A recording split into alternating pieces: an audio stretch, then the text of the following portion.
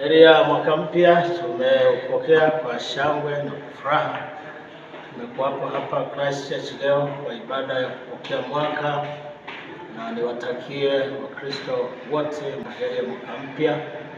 Mwaka mpya huja na upya, inamaanisha machungu yote ya mwaka jana, matatizo yote ya mwaka jana, kama tulivyosikia kwenye mahubiri kwamba yale yaliyotutatiza mwaka jana sasa yawe yamekoma.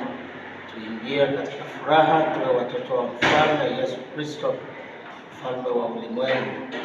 Kama ulizoea tabia mwaka jana, basi tabia zile ziwe zimekoma saa 6 usiku, ili uanze upya mwaka huu.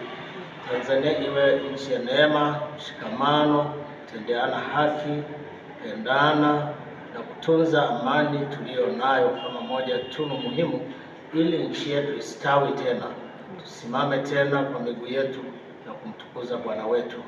Herini nyote ya mwaka mpya 2026.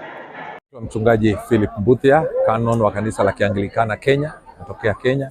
Tumekuwa Arusha kwa Krismasi na mwaka mpya tukiwa na hali ya utulivu ya wachungaji.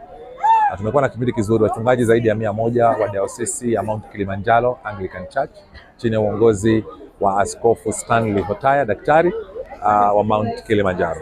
Ninatamani kutia mtu moyo ambaye mwaka wa 2025 haukuwa mwaka mzuri, tukiamini mwaka huu wa 2026 utakuwa mwaka mzuri wenye mafanikio. Ulipoanguka usikae pale kwa kuanguka, simama usonge mbele. Kama nchi ya Tanzania, mahali ambapo hapakwenda sawa, kila mtu ajikaze paende sawa.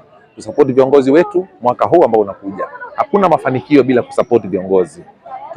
Tukae katika malengo ambayo yaliyo katika nchi, katika kanisa na katika familia, na Mungu atatuwezesha.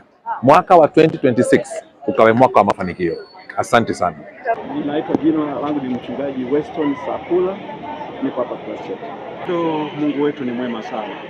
Ametembea nasi katika mwaka huu, mwaka ambao umepita wa 2025.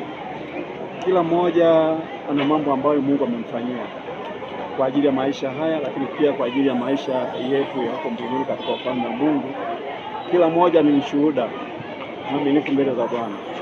Kuna changamoto nyingi ambazo watu wanapita nazo, lakini katika hizo bado tunamsihi siku ya leo tumekuja mbele za Bwana kuweza kumshukuru Mungu kwa mambo makubwa ambayo ametusaidia.